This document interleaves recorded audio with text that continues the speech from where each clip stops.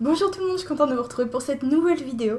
Aujourd'hui peinture abstraite avec des couleurs assez vives et des techniques pas trop compliquées. Je pars sur un fond avec des textures au gesso, ça faisait un moment que j'avais pas fait ça. J'aime bien faire ça en plus, donc voilà, ça me fait plaisir. Si cette vidéo vous plaît, n'oubliez pas de vous abonner et de cliquer sur la petite cloche juste à côté pour recevoir les notifications de toutes mes vidéos. Comme d'habitude, je vous mettrai la liste du matériel et les couleurs utilisées dans la description et j'espère que ça vous plaira. Pour les couleurs, je vais utiliser du blanc de titane, du gris de pen, du lac rouge, du jaune primaire et de l'ocre jaune de chez Le Franc-Bourgeois. J'ai commencé par faire quelques textures au gesso sur ma toile. J'ai utilisé du gesso mélangé avec de la poudre de craie, mais vous pouvez aussi utiliser de la colle blanche ou directement de la pâte de structure et mélanger votre gesso ou votre colle. Avec la pâte de structure, c'est pas la peine, vous l'utilisez tel quel. Mais pour épaissir le gesso ou la colle, vous pouvez le mélanger donc soit avec de la poudre de craie ou alors avec du talc ou avec du sable. Alors là, le rendu sera pas tout à fait pareil puisque ce sera pas de la poudre. Voilà, mais vous pouvez mélanger ça avec toutes sortes de choses en fonction des textures que vous voulez avoir.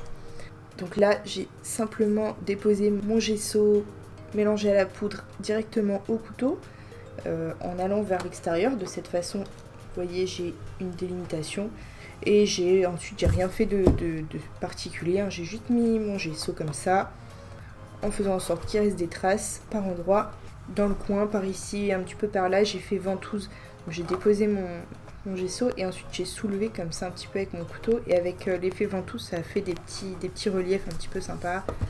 Voilà, je vous montre par ici. Donc voilà, rien de compliqué et vous laissez sécher toute la nuit pour être sûr que ce soit bien sec. Je vais asperger ma palette avec un petit peu d'eau. Ça diluera un tout petit peu ma peinture et en plus ça évitera qu'une croûte se forme sur le dessus. Et je vais asperger un tout petit peu ma toile aussi pour que la peinture s'étale plus facilement. Ensuite je vais utiliser un pinceau plat à poil souple. Alors là c'est un numéro 10 mais utilisez un pinceau avec une taille adaptée à la taille de votre toile. Puis je vais venir étaler ma peinture. Alors quand il y a des reliefs comme ça, il faut faire attention à bien mettre de la peinture dans tous les creux.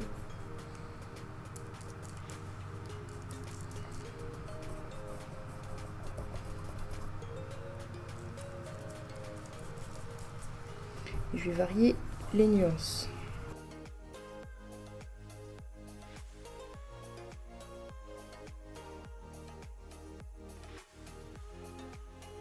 Si votre peinture est sèche et que vous n'arrivez pas à fondre les couleurs ensemble, vous remettez de votre mélange précédent, de votre couleur précédente, et du coup ensuite vous allez pouvoir faire votre fondu plus facilement. Et je vais donc me servir un petit peu des reliefs. Alors, soit je vais repasser, je vais trouver un relief un peu, voilà. Soit je vais repasser mon pinceau. Dans ce cas, ça va décoller la peinture du relief. Ça va devenir soit blanc si votre peinture n'était vraiment pas sèche, soit plus pâle avec le mélange précédent. Voilà. Soit je vais passer mon pinceau bien à plat. Alors là, si vos reliefs sont trop fins, ça va pas, vous allez forcément baver, ça va déborder à l'intérieur des creux. Et donc je vais le passer bien à plat, tout doucement, de façon à ne déposer de la peinture que sur le relief.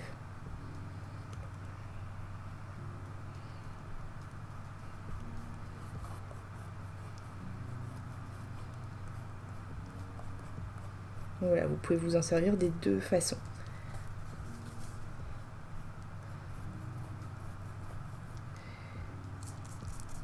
Mais si par exemple, je vais mettre du rouge ici,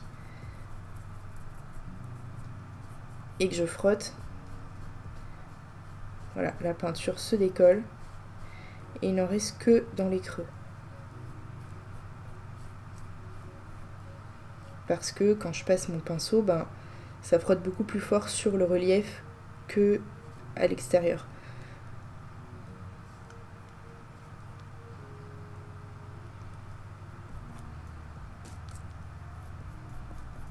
Donc ça, vous de voir un petit peu ce que vous voulez obtenir. Puis de toute façon, là, c'est que la première couche. On va retravailler tout ça.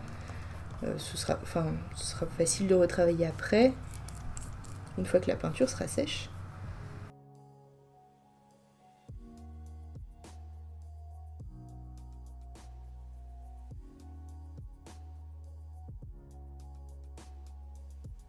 Et donc pour le orange, là j'ai décidé que j'allais m'arrêter, le mettre que sur la partie où il y a du gesso. Je vais m'arrêter, je vais pas dépasser, pas trop. Donc je me suis débrouillée pour avoir suffisamment d'épaisseur sur les bords pour que ce soit plus facile de ne pas trop déborder. Quand j'ai déposé mon gesso avec mon couteau, je suis vraiment partie vers l'extérieur comme ça, en soulevant un petit peu mon couteau sur la fin. De cette façon, ça m'a fait des bordures un peu épaisses et pas trop régulières à la fois. Donc c'est maintenant que ça va être utile pour pouvoir déposer la peinture facilement seulement sur le gesso.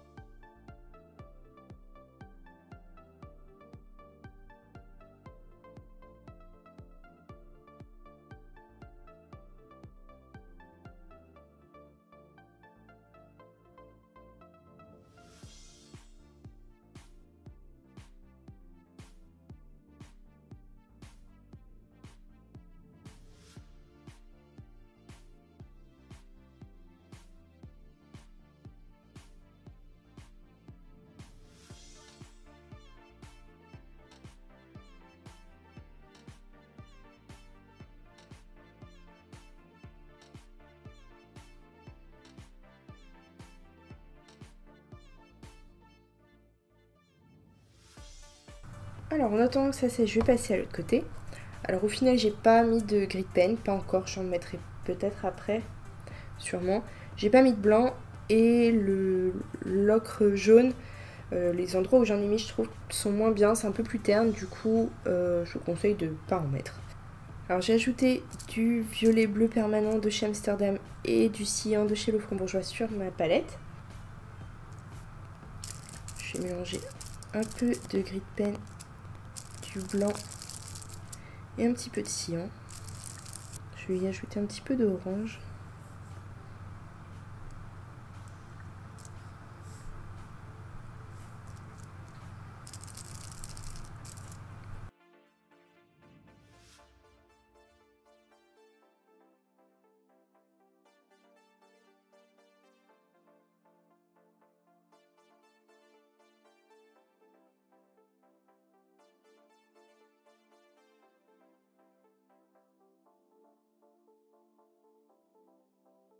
Donc là, je fais en sorte qu'il n'y ait vraiment plus de blanc. Je comble bien tous les trous. Ensuite, je vais ajouter un petit peu de violet.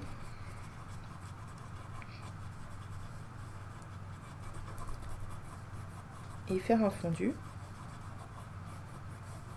Donc je donne des coups de pinceau un petit peu dans tous les sens. Pour pas qu'il reste de traces de pinceau. Et j'appuie, je frôle à peine ma toile pour qu'il reste vraiment très peu de traces de pinceau.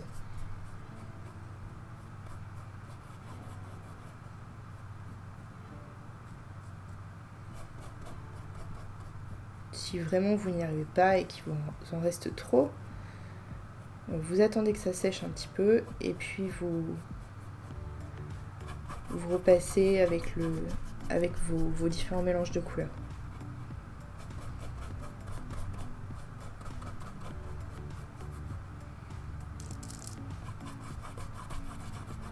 Là j'ai mis vraiment très peu de violet dans mon mélange.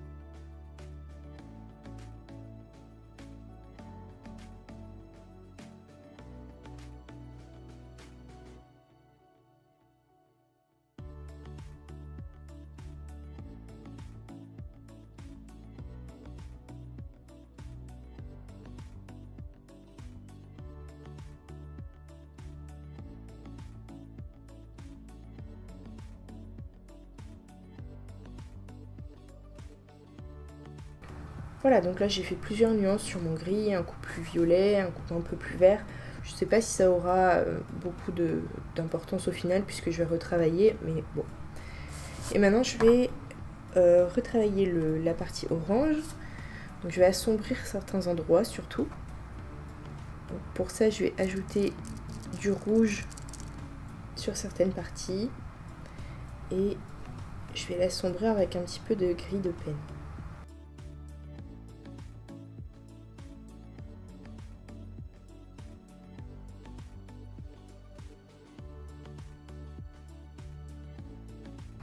Là, je passe mon pinceau à plat de façon à ce que ça ne laisse de la peinture que sur les reliefs.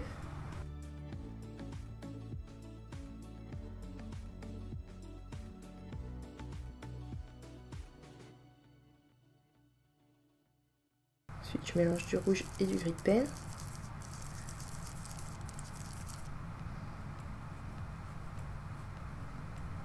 Et j'assombris un petit peu.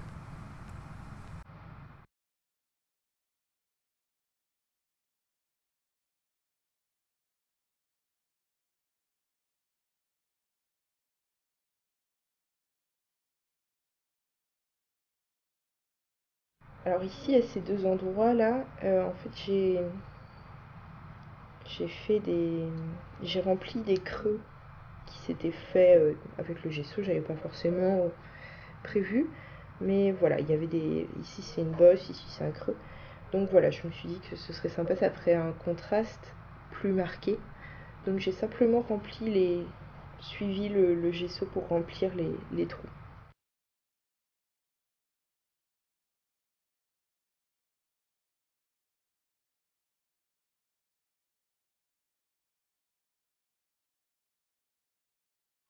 Du coup là je l'assombris aussi. Donc là je mets pas trop de peinture sur mon pinceau de façon à pas tout couvrir.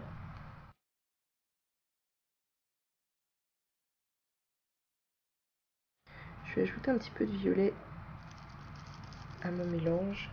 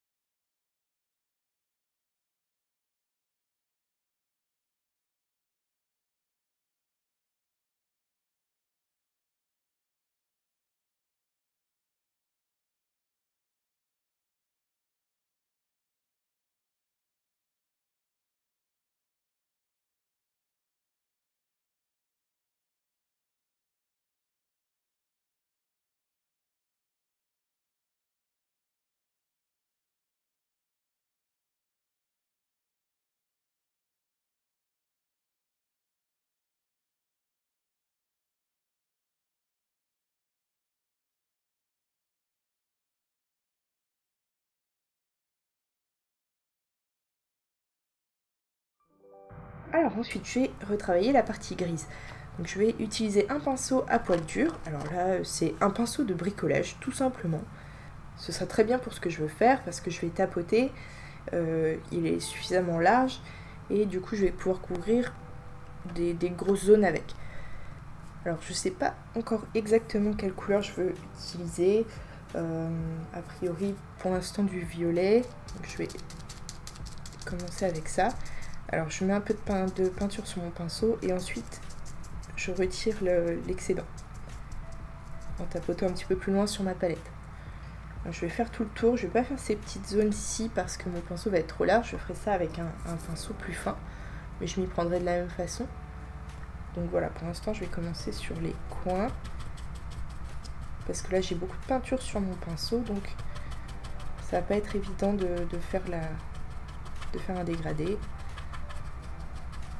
Donc d'abord, voilà, je retire la peinture un peu de mon pinceau en faisant le coin que je veux bien couvrir. Et moins j'ai de peinture, plus je me rapproche du centre.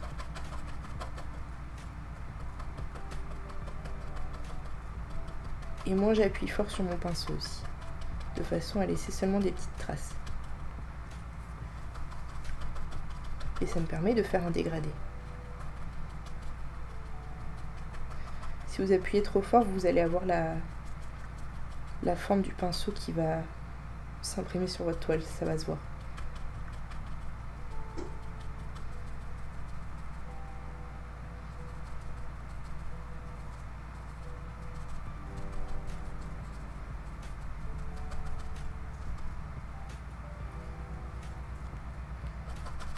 Voilà, je reviens un petit peu autour du rouge.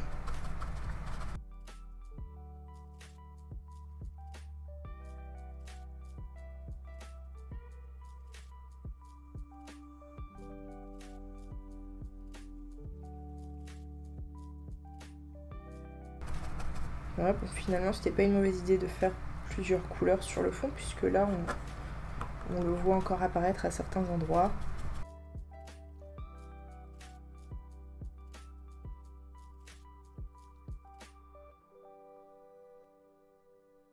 Je sais pas si je dois en mettre sur tout le bord.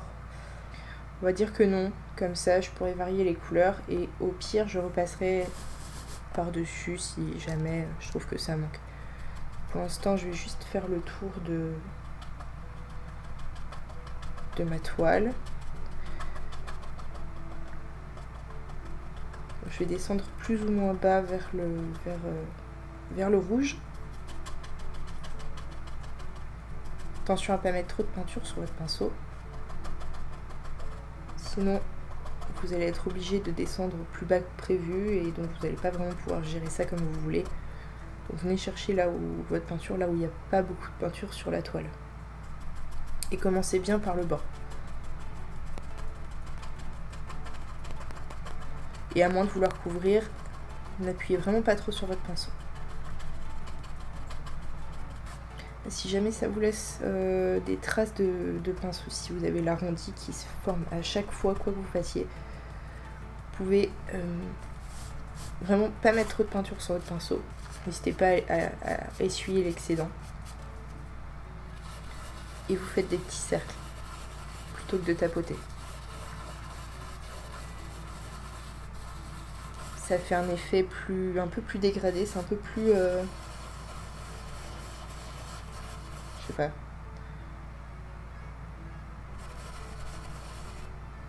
Un peu plus flou. Mais vous êtes obligé de couvrir de plus grosses zones. Donc ça, vous de voir un peu ce que vous voulez faire en fonction de votre pinceau et du résultat que vous voulez obtenir.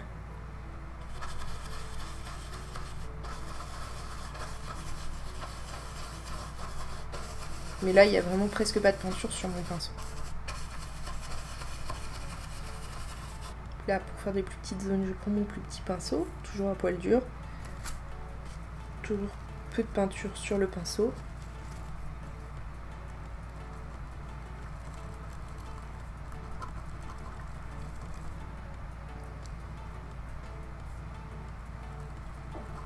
Et je m'y prends de la même façon, sauf que voilà, ça couvre des plus petites zones.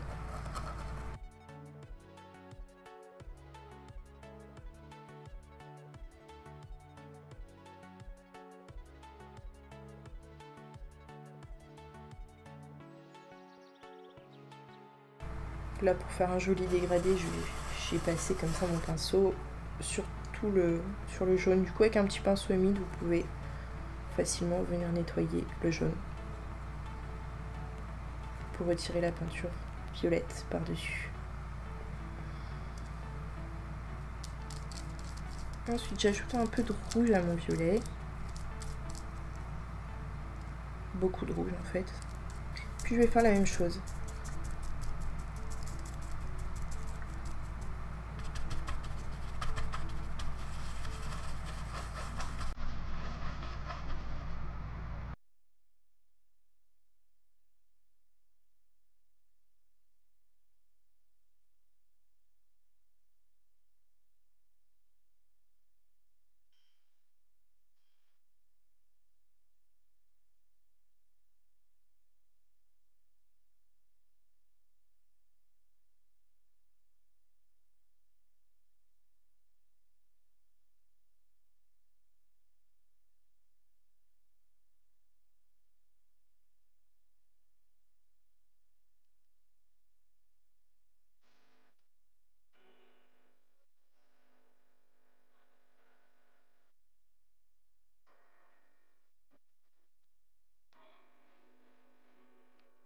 Bon là la deuxième couche sera quand même plus facile si vous attendez que la première soit bien sèche. Attendez une bonne demi-heure, parce que même si ça a l'air sec, parce que la couche est très fine, en fait la peinture va se décoller quand vous allez frotter avec votre pinceau. Alors là j'ai envie de flouter un petit peu la délimitation entre le orange et le bleu par endroits. Du coup je vais faire un mélange assez sombre avec du rouge, du violet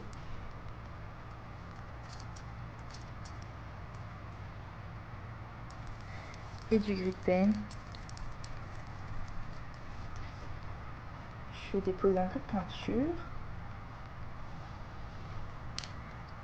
Et avec mon pinceau à poil dur, je l'ai séché autant que j'ai pu. Je vais tirer un petit peu la peinture.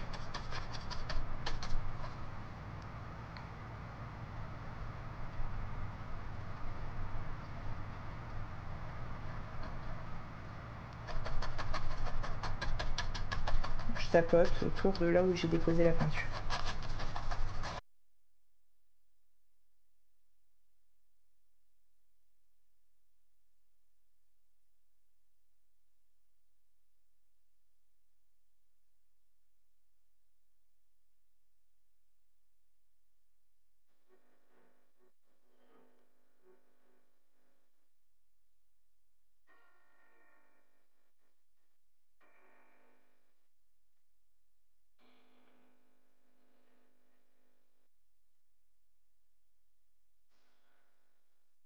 Faut vraiment essayer de sécher votre pinceau au maximum. C'est pas facile, c'est pas aussi facile de le tirer avec un pinceau humide.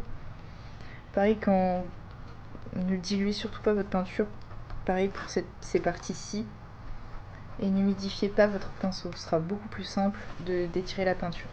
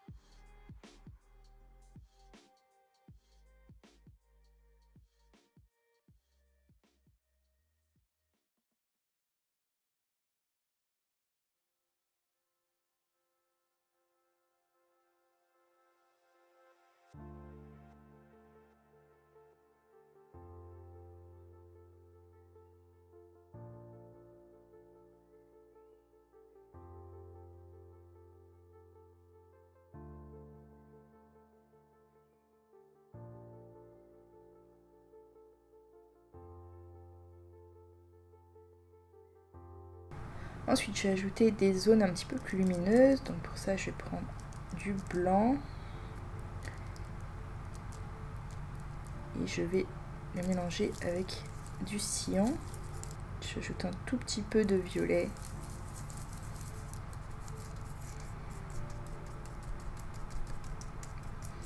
Je vais essayer avec ce pinceau dur. Là, on va voir un petit peu le rendu.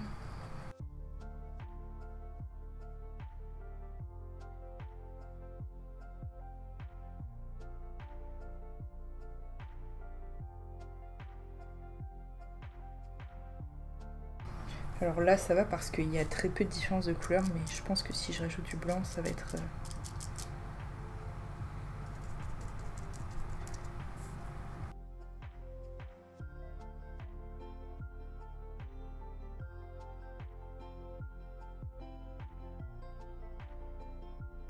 Ouais bon ça va. En mettant pas trop de peinture sur le pinceau. Et surtout pas d'eau encore une fois, faut que... Si vous mettez de l'eau ça va trop s'étaler et ça va pas être terrible. Je vais prendre un pinceau à poil souple pour mettre un peu plus de peinture au plus proche du jaune.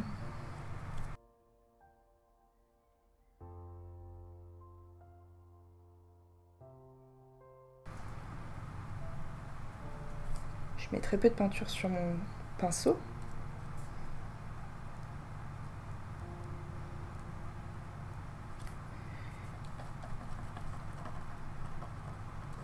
Et ensuite je tapote pour faire une sorte de dégradé un petit peu sur les extérieurs. Alors ça fait pas un dégradé très propre, hein, vu qu'on tapote, ça fait plutôt des petites traces, des petites taches pâles. Mais je trouve que ça rend bien.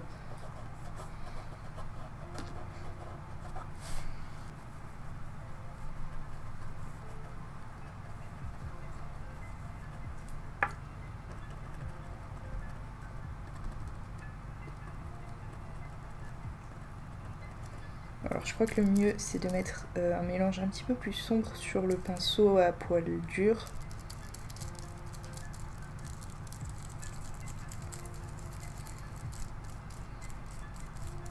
Un petit peu plus mauve aussi puisque... pas trop. Bon. Faut tester un petit peu pour voir le rendu.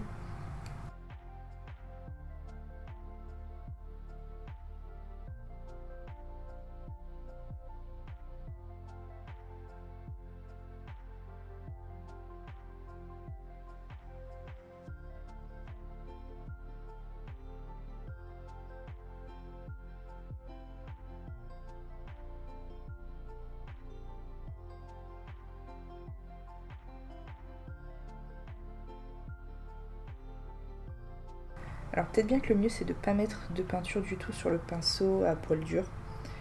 Donc je vais essayer, je l'ai rincé, je l'ai bien séché.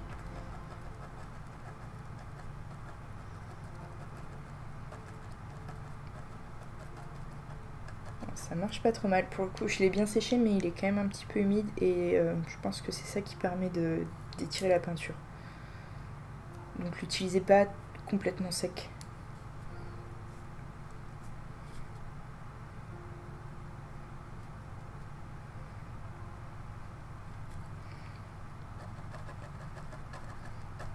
Je dépose la peinture et puis je l'étire en tapotant avec mon pinceau à poil dur.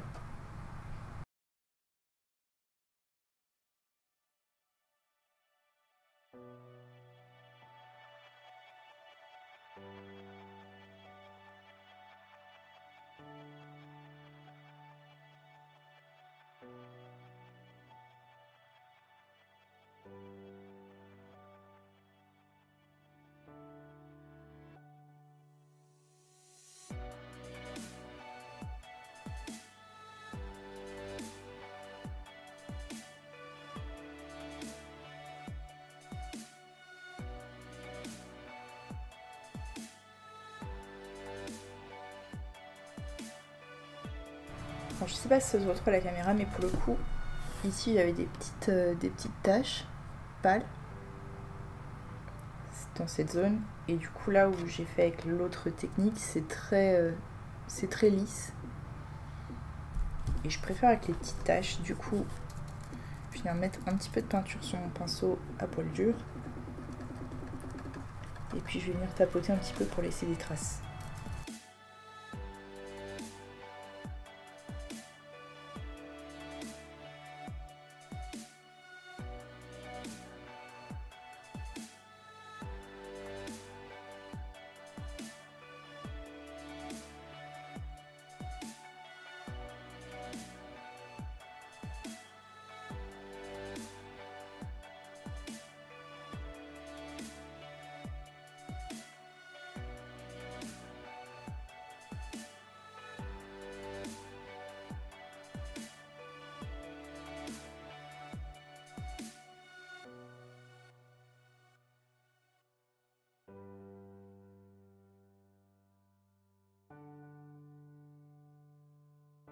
Voilà ce que ça donne.